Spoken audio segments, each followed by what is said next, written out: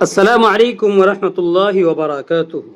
دینی تعلیم کا رسالہ نمبر 2، سبق نمبر 26، دین و ایمان کی آزمائش، حضرت صلی اللہ علیہ وسلم کے ساتھیوں پر مصیبتیں۔ آج کا سبق اسلام کی ابتدائی تاریخ، قربانیوں اور آزمائشوں سے عبارت ہے۔ جب نبی کریم صلی اللہ علیہ وسلم نے توحید کی دعوت دی تو مکہ کے سرداروں نے اسے اپنا آبائی رسوم و رواج اور اقتدار کے لیے خطرہ سمجھا۔ اس سبق میں ان تکالیف کا ذکر ہے جو آپ صلی اللہ علیہ وسلم اور ابتدائی مسلمانوں نے دین کی سربلندی کے لیے برداشت کی، اور یہ درس دیا گیا ہے کہ حق کی راہ میں ثابت قدمی ہی اصل کامیابی ہے۔ شروع کرتے ہیں۔ بسم اللہ الرحمن الرحیم۔ سبق نمبر 26، دین و ایمان کی آزمائش، حضرت صلی اللہ علیہ وسلم کے ساتھیوں پر مصیبتیں۔ پہلے الفاظ و معانی دیکھ لیں، پھر مضمون نیچے ہم پڑھیں گے۔ الفاظ و معانی۔ غریب یہ لفظ ہے جس کا معنی ہوتا ہے مفلس، نادار۔ یہ لفظ ہے داغ، معنی نشان، دھبا۔ داغنا یہ لفظ ہے جس کا معنی ہے گرم لوہے سے نشان لگانا۔ حرکت اس کا مطلب ہے ہلنا۔ جنبش اس کا مطلب ہے ہلنا جلنا۔ احد اس کا مطلب ہے اکیلا۔ اعلان اس کا مطلب ہے مشہور کرنا۔ درندگی اس کا مطلب ہے وحشی پن۔ ناکام اس کا مطلب کامیاب نہ ہونا۔ وجہ اس کا مطلب سبب۔ ہمسر اس کا مطلب ہوتا ہے ہم رتبہ، برابر۔ آخری لفظ ہے آرام، جس کا معنی ہے چین و سکون۔ مضمون دیکھیں۔ جب ٹھیک دوپہر کا وقت ہوتا تو کفار مکہ غریب مسلمانوں کو پکڑتے۔ عرب کی تیز دھوپ ریتیلی اور پتھریلی زمین کو دوپہر کے وقت جلتا توا بنا دیتی ہے۔ جلتا توا، جیسے توا دیکھتے ہیں جس میں روٹی آپ بناتے ہوں گے، تو وہ توا کس قدر گرم ہوتا ہے۔ وہاں کی دھوپ کی وجہ سے، دوپہر کی گرمی کی وجہ سے، دھوپ کی تمازت کی وجہ سے وہاں کی زمین گرم ہو جاتی تھی۔ وہ ان غریبوں کو اس توے پر لٹاتے۔ توے مطلب یعنی زمین پہ ہی لٹاتے، لیکن چونکہ زمین بہت سخت گرم ہوتی تھی، چھاتی پر بھاری پتھر رکھ دیتے کہ کروٹ نہ بدلنے پائے۔ بدن پر گرم بالو بچھا دیتے۔ لوہے کو آگ پر گرم کر کے اس سے داغتے۔ کسی کو پانی میں ڈبکیاں دیتے۔ یہاں سے آپ دیکھیں آپ صلی اللہ علیہ وسلم کے ابتدائی ساتھی جنہوں نے اسلام قبول کیا، ان کو کس قدر ستایا گیا۔ حضرت خباب رضی اللہ عنہ مسلمان ہوئے تو اسلام کے دشمنوں نے زمین پر انگارے بچھائے اور حضرت خباب رضی اللہ عنہ کو ننگا کر کے ان انگاروں پر چت لٹا دیا۔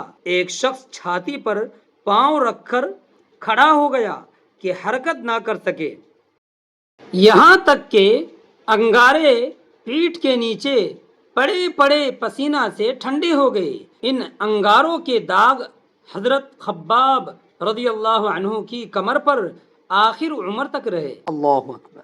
حضرت بلال کو ٹھیک دوپہر کے وقت جلتی بالو پر لٹایا جاتا اور پتھر کی چٹان ان کے سینہ پر رکھ دی جاتی کہ جنبش نہ کرنے پائے۔ جنبش مطلب ہلنا۔ اور جب اس سے کام نہ چلا تو حضرت بلال کے گلے میں رسی باندھی گئی اور لونڈوں کے حوالے کر دیے گئے۔ وہ ان کو شہر کے اس سرے سے یعنی اس کنارے سے دوسرے سرے تک گھسیٹے پھرتے تھے، لیکن حضرت بلال رضی اللہ عنہ کی ایک ہی رٹ تھی، احد۔ احد یعنی اللہ ایک ہے، ایک ہے۔ حضرت عمار رضی اللہ عنہ کو جلتی ہوئی زمین پر لٹا دیا جاتا اور اس قدر مارا جاتا کہ بے ہوش ہو جاتے۔ ان کے والد اور والدہ کے ساتھ بھی یہی سلوک کیا جاتا۔ حضرت سمیہ رضی اللہ عنہا حضرت عمار رضی اللہ عنہ کی والدہ تھی۔ ظالم نے ان کو بھی نہ چھوڑا۔ حضرت سمیہ رضی اللہ عنہا جن کو اسلام لانے کے جرم میں ابو جہل نے ان کے بدن کے نازک حصہ میں برچھی ماری، جس سے حضرت سمیہ رضی اللہ عنہا شہید ہو گئیں۔ حضرت یاسر حضرت عمار رضی اللہ عنہ کے والد تھے۔ یہ بھی کافروں کے ہاتھ سے اذیتیں سہتے سہتے شہید ہو گئے۔ حضرت صہیب رضی اللہ عنہ حضرت عمار رضی اللہ عنہ کے دوست تھے، دونوں ساتھ ہی اسلام لائے تھے، ان کو بھی ایسی ہی اذیتیں دی جاتی تھی۔ حضرت عثمان رضی اللہ عنہ جب اسلام لائے تو دوسروں نے نہیں بلکہ خود ان کے چچا نے رسی سے باندھ کر خوب مارا۔ حضرت ابو ذر رضی اللہ عنہ نے جب اپنے اسلام کا اعلان کیا تو قریش نے ان کو مارتے مارتے لٹا دیا۔ حضرت زبیر رضی اللہ عنہ مسلمان ہوئے تو ان کے چچا ان کو چٹائی میں لپیٹ دیتے اور ان کی ناک میں دھواں دیتے تھے۔ اس قسم کے بہت سے ظلم ہیں جن کا پورا بیان تم بڑی بڑی کتابوں میں پڑھ لو گے۔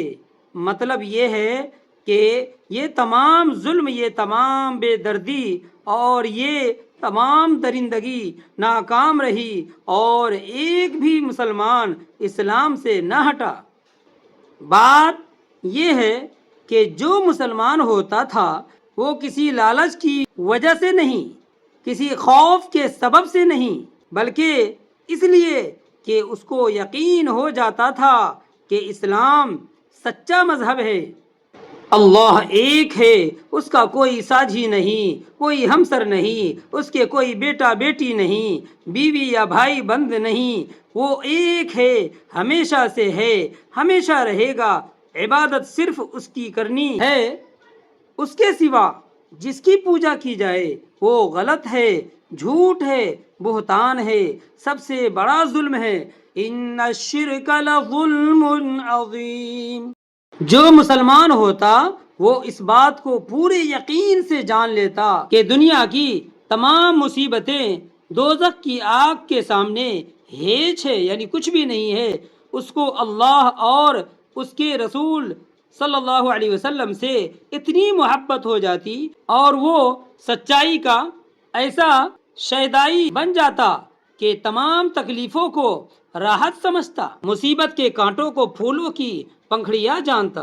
سبحان اللہ، اسلام بھی کیسا سچا اور پیارا مذہب ہے کہ ان مصیبتوں کو دیکھتے ہوئے بھی اس کے چاہنے والے بڑھتے ہی رہے۔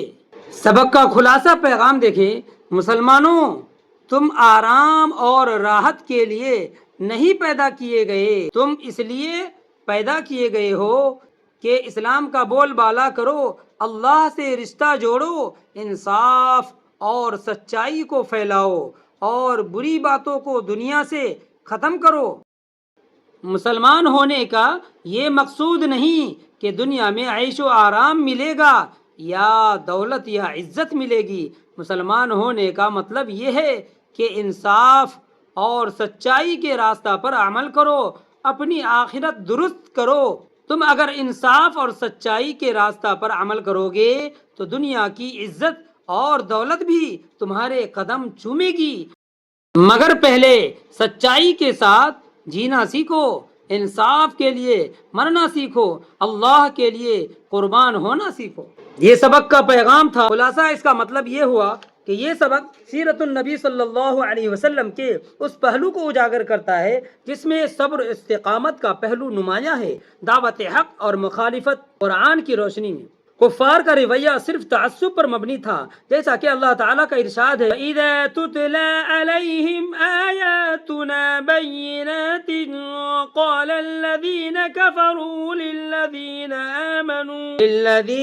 آمَنُوا أَيُّ الْفَرِيقَيْنِ خَيْرٌ مَقَامًا وَأَحْسَنُ نَدِيًّا۔ اور جب ان کے سامنے میں واضح نشانیاں تلاوت کی گئی، بتائی گئی، قال الذین کفروا للذین آمنوا، تو وہ لوگ جو خدا کا انکار کرتے تھے وہ کہنے لگے بتاؤ دونوں گروہوں میں، یعنی ہمارے گروپ میں اور تمہارے گروپ میں، کہہ رہے کہ دونوں گروہوں میں کس کا رتبہ، کس کا مقام زیادہ بہتر ہے، ای الفریقین خیر مقاما واحسن ندیا، اور کس کی مجلس زیادہ پروقار ہے۔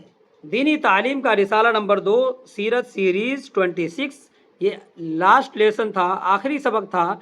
چند سوالات ہیں، ان کے دیکھ لے۔ سوالات: حضرت عمار رضی اللہ عنہ کے والد صاحب کا کیا نام تھا اور والدہ محترمہ کا کیا نام تھا؟ دوسرا سوال ہے حضرت عمار رضی اللہ عنہ کی والدہ کو کس طرح شہید کیا گیا؟ حضرت عثمان رضی اللہ عنہ کو کس نے باندھ کر ایذا یعنی تکلیف پہنچائی تھی؟ صحابہ کرام جو سینکڑوں قسم کی اذیتیں سہتے تھے وہ اسلام سے کیوں نہیں ہٹتے تھے؟ کیا وجہ تھی ان کی؟ اور یہ سوال ہے کہ ان مصیبتوں کے دور میں یعنی ایک طرف ظلم و جبر کا بازار گرم ہے، ایسی صورت میں بھی اسلام بڑھا یا گھٹا؟ اور یہ سوال ہے اسلام نے کس طرح ترقی کی؟